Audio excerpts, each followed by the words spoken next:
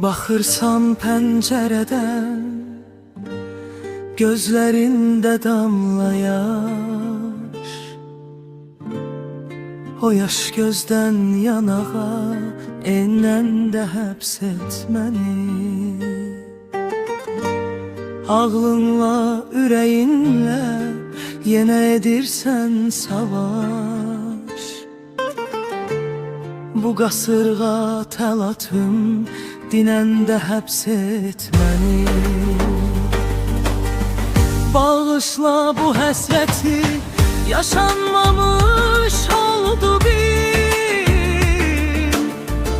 O kədəri qov getsin, o göz yaşlarını sil. Yenə bax gözlərimə, yenə məsum, məsum gül. Saçlarına saldığım dənində həbs et məni.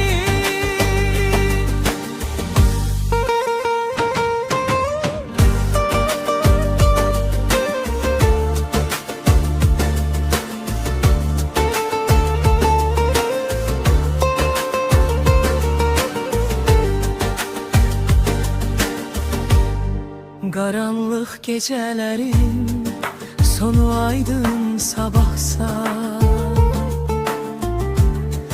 gözündəki yaşların səbəbi həsrət ahsa, səni unutmamağım cinayətsə, günahsa, razıyam qolu bağlı, sinəndə həbs et məni. Bağışla bu həsrəti, yaşanmamış oldu bir.